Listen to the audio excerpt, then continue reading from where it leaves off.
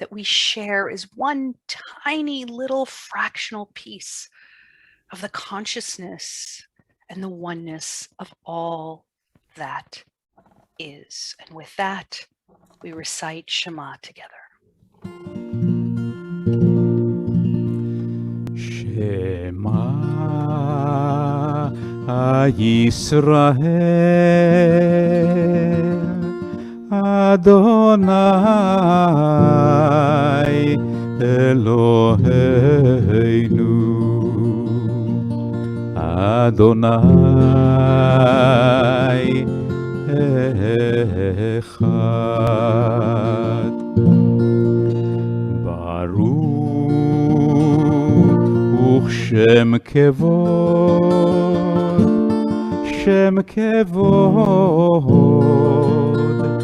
Malchuto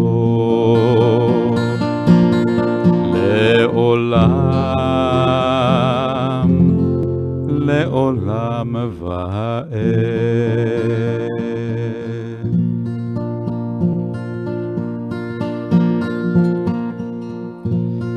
And you shall love the Lord your God with all your mind, with all your strength,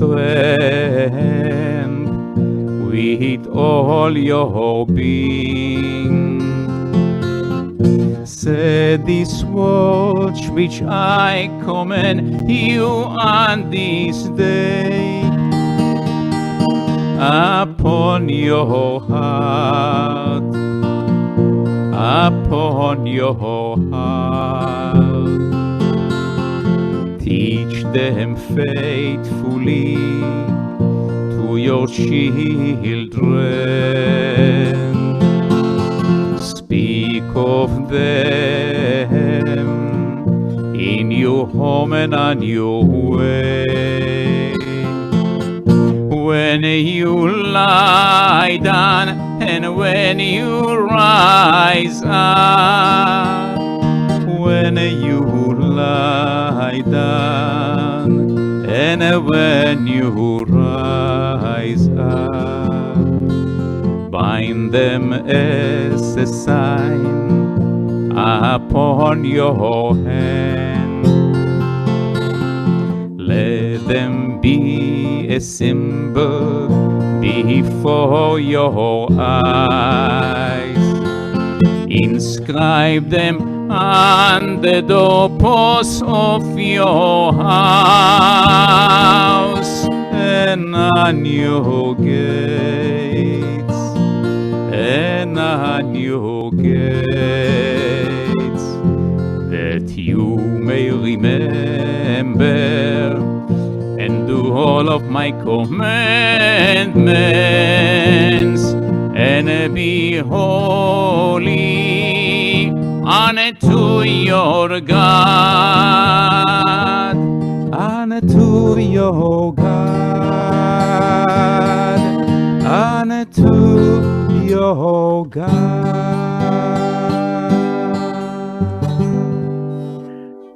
Oh, and I want to say a special thank you to Robin's daughter, Kelly, for that beautiful signing of Via Hafta. That was just so beautiful and really added so much as I saw the words transformed into physical symbols, and it really makes you think in a very, very different way. So thank you so much. You're invited back anytime. And so in preparation for Mi Chamocha, we read, standing on the parted shores of history, we still believe what we were taught before we ever stood at the foot of Mount Sinai, that wherever we go, there is some element of it that is eternally Egypt. And yet we know, because we are Jews and we have Torah, that there is always a better place beyond where we are right now, what we call the promised land. And however, we can't get there so quickly. It's not something you can do in a moment. There's a winding way that we have to travel to that promise. There's a wilderness that we have to bridge. And there's no way to get from Egypt to the promised land. There's no way to get there quickly. And there's no way to survive that wilderness except by joining hands and marching each one of us together with the other. מי כמוך באלים אדוני, מי כמוך נדר בקודש, נורת תהילות אוסף אלה, נורת תהילות אוסף אלה. מלכותך ראו בניך, בוקע הים לפני משה ומרים, זה לי ענו ואמרו, אדוני ימלוך לעולם ועד. ונאמר כי פדה אדוני את יעקב, וגאלו מיד חזק ממנו. ברוך אתה אדוני גאל ישראל. Let there be love and understanding among us. Please let peace and friendship be our shelter from life's storms. Adonai, help us to walk with good companions, to live with hope in our hearts and eternity in our thoughts, that we may lie down in peace and rise up, waiting to do your will. Blessed are you, Adonai, guardian of Israel, whose shelter of peace is spread over us, over all your people Israel, and over Jerusalem. Baruch atah Adonai hapores sukat shalom aleinu ve'al kol amo Yisrael ve'al Yerushalayim. ושמרו בני ישראל את השבת, לעשות את השבת לדורותם ברית עולם. ושמרו בני ישראל את השבת, לעשות את השבת לדורותם ברית עולם.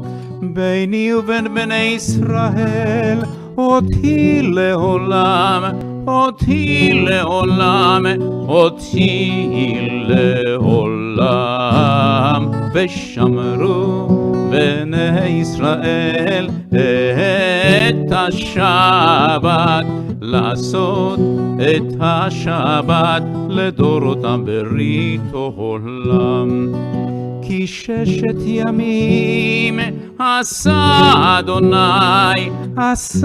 אדוני את השמיים ואת הארץ, וביום השביעי שבת וינפש, שבת וינפש. ושמרו בני ישראל את השבת, לעשות את השבת לדורותם ברית עולם.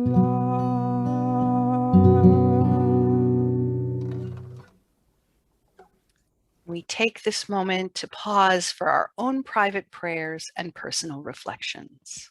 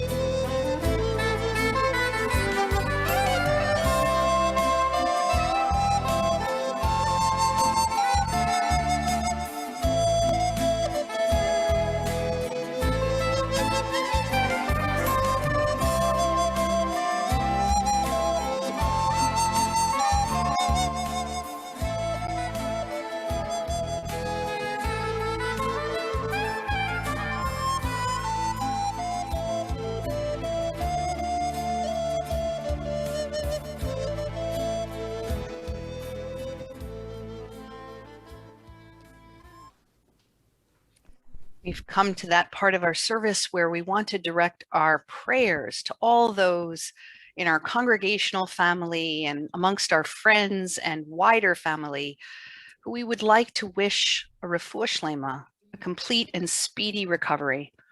And so I'm going to ask Robin Rosen to please tell us who we are thinking about in particular this evening.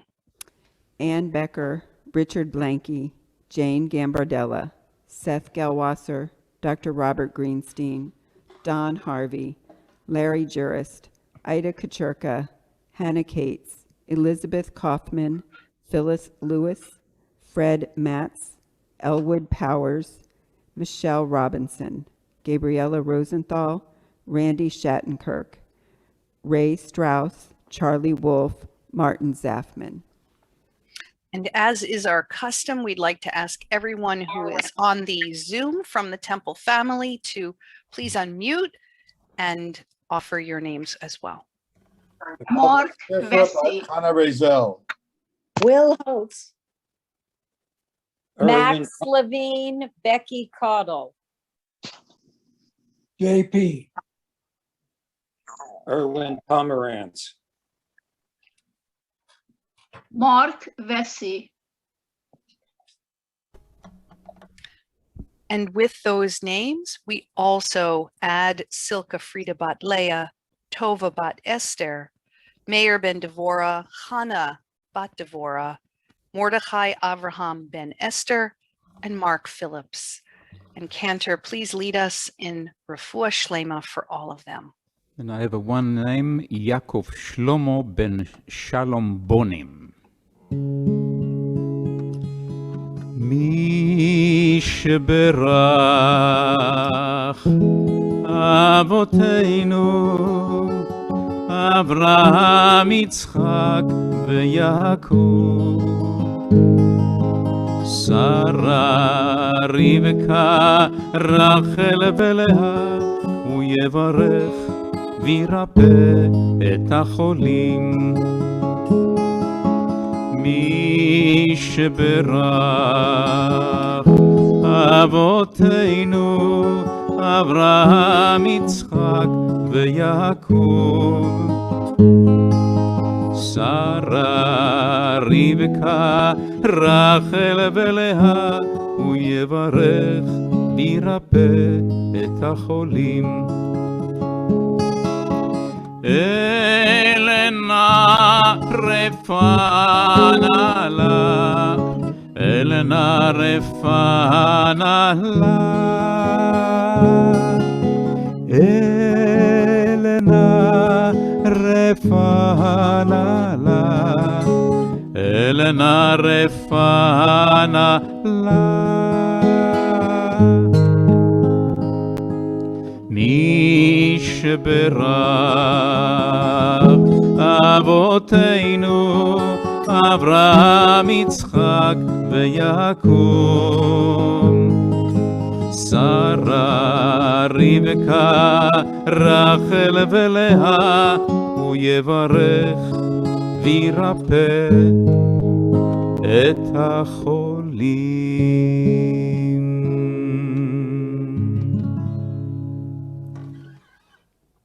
Thank you so much, Cantor. That's always so incredibly beautiful. And I just want to let you know that I never knew that particular melody for Refuah Shlema until you taught it to me. And just this past week, when I was visiting a friend in the hospital, I asked her, would you like to have Refuah Shlema? Would you like to recite the prayer? And she said, sure. And we started singing this. And by the end, we were both in tears. Like, it was such a moving experience. So thank you so very much for teaching that tune to me. This is written by the famous Craig Taubman. Taubman. Yeah. A lot of beautiful songs. I know. And some songs, we all know, we may each have different ones that we resonate with, but there are certain songs that just, no matter who hears them, it's like one of those moments. It's just beautiful. It's something that just. Lecha Dudi, what I sang today, this Craig Taubman. So it's a Craig Taubman Fest Shabbat. Yeah, exactly. Thank you so much. Sometimes Debbie Friedman, sometime. We have our luminaries. Absolutely. So tonight, I just want to let everyone know that I've adapted the Devar Torah that I'm about to give from one that was written by my colleague, Rabbi Stephen Kushner. So I'll begin with something, and I hope each one of you will recognize what this is, even if you don't speak Hebrew or know Hebrew well, but perhaps you've heard these words before once or twice, maybe even this melody. Yivarechecha Adonai v'yishmerecha. Ya'er Adonai panav elecha v'yichuneka. Yisa Adonai panav elecha v'yasem lecha shalom. There are a few texts from the Torah. There are few texts from the Torah that are more universally invoked than Birkat Kohanim, the priestly benediction, which are the words that I just sung. We Jews use it all the time. You've heard it at weddings, bar mitzvahs, bat mitzvahs, preschool graduation ceremonies, and of course, the Shabbat dinner table. Indeed, it's become an integral element of our liturgy and was incorporated in traditional services into the conclusion of the Amidah as part of the Birkat Shalom, the prayer for peace. Makes sense because it ends with the word shalom. And within the non-Jewish world, interestingly, this three-stanza blessing has come to be such an integral part of services that many Christian worshipers presume it is part of the Christian tradition, but it's actually not originally. It comes from this week's Parashat Naso, from the book of Numbers, chapter 6, verses 24 through 26. And the translation, one of the possible translations, is, "May the Eternal bless you and protect you. May the Eternal's countenance shine upon you and be gracious unto you. And may the face of the Eternal lift up before you and grant you peace." Have we ever stopped to consider what exactly the prayer is saying? Perhaps there's a reason for its broad popularity. Where else can we find the actual words that the functionaries of our people, the religious leaders, the Kohanim, the priests of ancient times recited in the performance of their sacred duties? We don't have very much in the Torah that totally resembles or is a prayer that we are using the same way in our services today, but this is one of them. You have to imagine what it would have been like to hear this in ancient times. First, you have to imagine yourself, and perhaps you've been to the old city of Jerusalem, so you can really physically perceive this in your mind's eye. You are there, and you're in that Davidson Archaeological Park, right? The thing that's sort of off to the right side of the Western Wall. And you've gone through those gates and you've seen all the ancient ruins, and you've come to the side of the temple, the side where if you look up, you see the Al-Aqsa Mosque today. Of course, it wasn't present then. It's the Silver Dome Mosque. And if you're looking up at that, in front of you right there are a set of steps that archaeologists have uncovered. And these were the steps that worshipers would enter into the temple. They would come up onto each of these steps and they would be reciting Psalms, Tehillim, as they walked up the steps. Each few steps, there would be another Psalm to recite. And then finally, you would come up into the wall, and there was an actual gate in what we see today as the wall, and go into that wall and into the temple courtyard. And you'd emerge after the darkness into the light. And it would be this spacious opening up on the top of the Temple Mount. And you would proceed further into the temple courtyards, and you would go into your side section, depending on who you were.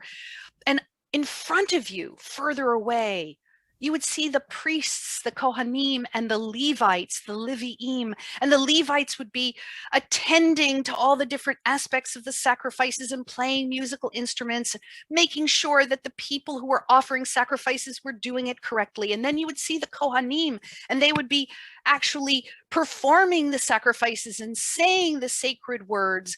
And one of the things that they would say that we know was said in ancient times and is still said today are the words of the priestly benediction.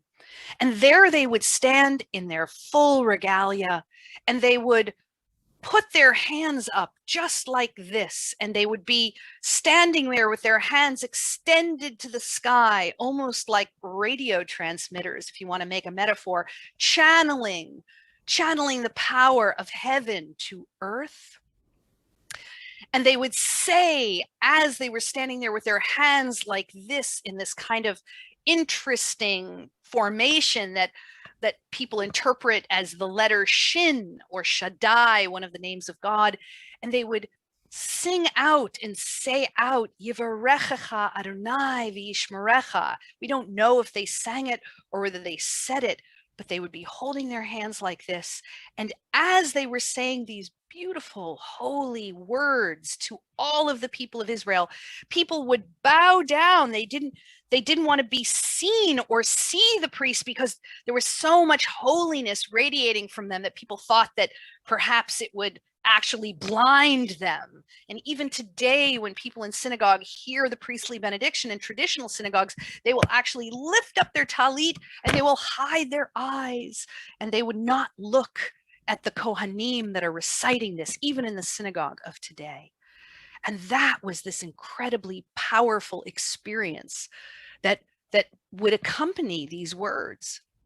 And in fact, these words, these 3 verses, are one of the few texts we have from the Bible that we have discovered in an archaeological dig, an actual piece of text that goes back 3,000 years. Now, the Qumran scrolls that we found is 2,000 years old. This particular text from the book of Numbers, the priestly benediction, is found 3,000 years old, chiseled into a tiny little silver plate that was then rolled into what we imagine was an amulet that was then placed onto and with the body of a deceased loved one, that was placed into a cave outside the old city walls of today, near where the Scottish church is and the Menachem Begin Museum is. And in one of those caves, that scroll was dug up not so very long ago. And when they unrolled it, they found the priestly benediction. And it was in the original Hebrew script that is kind of like hieroglyphics. It's so old. It's not the script that we know today, certainly not the written script that we might have learned in Hebrew school of old. It's not the script that we see in the Torah, which is a script that comes from the Babylonian exile. It's script that goes back even further. So that is how powerful these words were, that people wanted to literally be buried with them as either a form of protection or blessing. But the power of the threefold blessing extends well beyond its historic authenticity. The structure of this prayer is nothing short of extraordinary. It is a precise geometric construct, brilliant in design. What do I mean? When you look at it in the Hebrew, the first line is comprised of 3 words. The second line, 5 words. The third line, 7 words. 3, 5, 7. And the symmetry even extends to the letters. The first line, 15 letters. The second line, 20 letters. And then, can you guess? The final line, 25 letters. None of this is accidental. So if indeed the 3-part blessing grows, right? It grows from beginning to end, 3, 5, 7 words, 15, 20, 25 letters, then should it not stand to reason that the meaning of those words, that the content itself somehow increases and grows as well? Let me explain. To truly appreciate the priestly benediction, we would do well to pay close attention to the verbs. So let's start with the first part. The first words, at least in English, may God bless you and protect you. So in this first verse, God blesses and protects or guards us. Now, to be sure, blessing and protection are not small things. We spend a good part of our lives obsessed with obtaining the goals of blessing and protection. I've always thought of them as kind of the bare essentials of life: home, food and clothing, the material necessities. Perhaps even more important, they are things that in a sense God gives to us, or even that God does for us. So in this first verse, God, in a sense, is bestowing things on us and transforming us by doing that. Now the next part. The next verse is, may God's countenance shine upon you and be gracious unto you. In the second verse, we move beyond physical gifts and allude maybe to more of the emotional. The word v'yichuneka, meaning and be gracious unto you, comes from the same root as the word chen, which can mean grace or beauty. And that's more than just a thing that we need to survive. Chen is something that enhances the quality of our life. The implication is that of a life of contentedness, of meaning, but even more, it comes because of God's light. And then nowhere is this more dramatic than in the third and the final verse. Yes, we do get shalom, peace, in this last verse, but it's how we get it that I think is so very important. The words are, may the face of God lift up before you and grant you peace. In this climactic blessing, God is, as it were, lifting up God's face. The face, by the way, that we're told in the book of Exodus, that no one, not even Moses, should be able to see and live. So the implication is clear. When God lifts up God's face, so to speak, we get to see not only God's face in a way that is so unusual, but we get to look God in the eye, whatever that may mean. Now, we know that God doesn't actually have an eye to look at or a face to see. These are all metaphors, but they still convey important ideas nonetheless. And this final verse, I believe, is pointing to the goal of all religious or spiritual life: to be in relationship with the Holy One, to look deeply into the eyes of the divine and connect to something larger, more powerful, more eternal, more substantial than us mere humans. Now, many times throughout Torah, God's anger is implied by the turning away of God's countenance or face. Here in the priestly benediction, the ultimate blessing is to be in perfect harmony with the Holy One, to be in sacred relationship, panim el panim, face to face. And if we think about it carefully, it's the same way with us in our own human relationships, right? The physical gifts that we bestow upon each other are nice, but they're not what we really want from each other. We might need them, but they're not at the core of our deepest desires. And if they are, then we probably have confused our priorities. Even the non-corporeal gift of chen, the feelings that we pursue in our relationships, are lovely byproducts, but are they not what we ultimately seek from our partners? As anyone who's ever had a falling out with a dear friend or a lover knows, the hardest thing to do is to look them in the eye. Because at its core, eye contact, face to face, is about intimacy. It requires complete vulnerability and trust. The desire to look into the other's eyes, the strength to overcome our own insecurities and open our eyes to the other, that symbolizes a relationship of complete openness and mutuality. And this is what is also implied in the final verse by the word shalom. Shalom, as we've discussed before, of course, means wholeness, absolute harmony, intimacy, and trust, where the distance between I, right, and the other is too small to even be able to measure. This is the pinnacle of what we aspire to in the human divine relationship as well. It's what Martin Buber, the great Jewish philosopher, meant when he wrote about the I-thou relationship versus the I-it relationship. He says most of the time we engage in I-it relationships with each other, right? These are transactional. You may have something that I need and I have something you need, so we engage with each other to get what we both want. So a classic example, just to illustrate the concept, is the Publix cashier, right? He or she wants you to pay for your grocery items, and you want the cashier to take your money, pack your bags, so you can go home and use those same groceries. It's totally transactional.